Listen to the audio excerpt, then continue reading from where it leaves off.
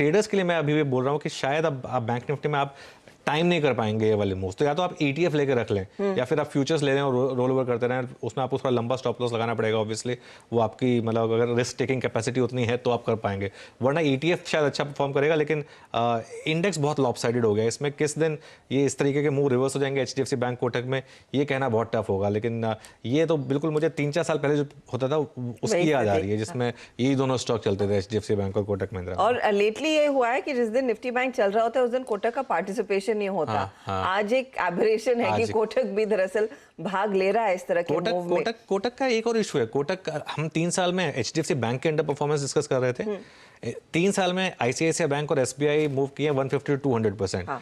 HDFC bank 26%, Kotak 19%। Kotak का तो बहुत ही बड़ा अंडर परफॉर्मेंस रहा है एक्चुअली। तो क्या अब सवाल यही है फिर, क्या ये कैचअप दिखा सकता है? आज ये एक मंथ का चार्ट आपकी स्क्रीन पर आता हुआ, और यही एक मंथ का अगर आप देखेंगे, चाहे वो HDFC हो या फिर ICICI हो, वहां पर स्थिति पूरी तरह से बदली हुई दिखाई देगी। मानस, कोटक महिंद्रा बैंक पर व्यू क्या बन रहा है उस लिहाज से 1924 के आसपास? और अगर किसी ने अब तक HDFC बैंक में पोजीशन नहीं ली है तो उनके लिए मौका मिलेगा? तो देखिए, पहले कोटक महिंद्रा बैंक की बात करें तो देखिए यहाँ पर कंसोलिडेशन दिखता है, लेकिन यहाँ पर अंडरटोन बहुत बुलिश बना हुआ है, क्योंकि गिरावट पे 20 डे मूविंग एवरेज के नीचे नहीं फिसल रहा है। आज के पैटर्न्स को देख के लगता है कि अगर आज का क्लोजिंग यहाँ 1920 के ऊपर होता है, तब आप मान के चलेंगे कि ये एक ब्रेकआउट है और उसके बाद आपको शायद 1980 तक के भाव देखने को मिल जाएंगे। तो काफी पॉजिटिव ट्रेंड दिख रहा है। मेरा समझना है कि आज का अगर 3:20 के आसपास इसका क्लोजिंग 1920 के ऊपर हो तो इसका कॉल ऑप्शन लेके जाना चाहिए, जो 1920 वाला कॉल ऑप्शन है उसमें आप खरीदारी करिए। 42 के भाव चल रहे हैं, 34 के स्टॉप लॉस से खरीदारी करिए, 60 रुपए तक के टारगेट्स देखने को मिल जाएंगे। एचडीएफसी बैंक में देखिए, अगर अभी तक खरीदारी नहीं की है तो मेरा समझना है कि आई थिंक बेहतर रहेगा कि कोई गिरावट मिले। आज मॉर्निंग में अपॉर्चुनिटी थी जहां पर आपको खरीदारी करनी चाहिए थी, क्योंकि 1560 एक स्ट्रॉन्ग सपोर्ट दिखता है। तो अभी अब इस लेवल पे नहीं, मेरा समझना है गिरावट देखने को मिलेगी। तो 1560 के स्टॉप लॉस से खरीदारी करेंगे। पोटेंशियल की बात करें तो 1685 तक के पोटेंशियल एचडीएफसी बैंक में देखने को मिल सकता है। ओके, चलिए निफ्टी बैंक की बात होगी। अब एक काम करते हैं, मेटल्स सेक्टर की बात कर लेते हैं। पिछले 5 हफ्तों से लगातार इसमें खरीदारी दिख रही है और इंडेक्स करीब करीब 6 महीने के हाइस पर पहुंच गया है। दरअसल इस एक तेज़ी की एक बड़ी खबर है चीन से, जहां पर काफ़ी बड़ा एक फैक्टर हमने सुबह डिस्कस किया था। तो यहाँ से आगे तेज़ी और कितनी बढ़ सकती है और इंडस्ट्री में इस समय डिमांड कैसी है, इन सब बातों पर चर्चा करने के लिए हमारे साथ IDBI कैपिटल के मेटल एनालिस्ट भावेश चौहान जुड़ रहे हैं। भावेश जी, गुड आफ्टरनून। तो बड़ी रैली आ रही है इस समय, खासतौर से हिंडाल्को में बड़ी रैली आई। हमने देखा वेदांता में भी थोड़ी सी एक रैली बन रही है, थोड़ा डिविडेंड से पहले एक थोड़ा सा बिल्डअप बन रहा है वहाँ पे भी। आपका क्या व्यू है इन पर?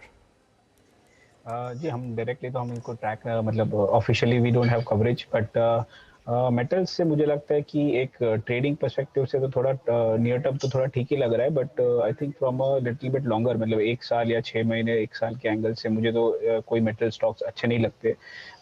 इसका रीज़न ये है कि हम एक्सपेक्ट कर रहे हैं कि यूएस में जो रिसेशन आने वाला है और यूरोप में भी पॉसिबली अभी शायद रिसेशन में ही है।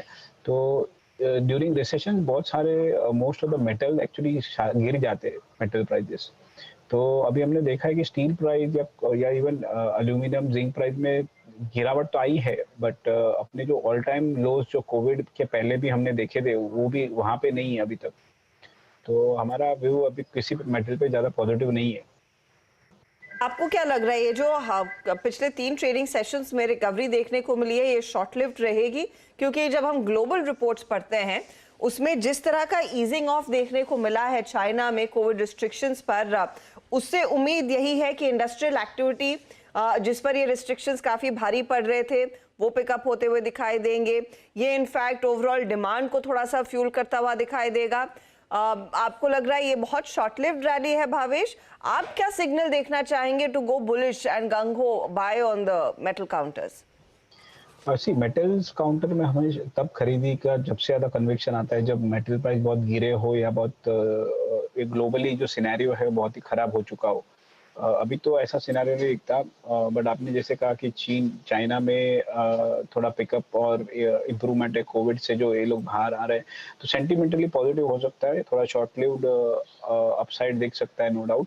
बट मुझे लगता है कि रिस्क रिवॉर्ड रेशियो निवेशक के लिए फेवरेबल नहीं है। ट्रेडर्स की अगर बात करें तो ठीक है, you can participate in the rally, but from a longer term I don't see any opportunities. अच्छा ये बताइए, आप कह रहे हैं जब मेटल प्राइसेस अच्छी खासी करेक्ट हो जाती है तब एक अपॉर्चुनिटी हो, अब उसी चश्मे से अगर मैं इस आर्ग्यूमेंट को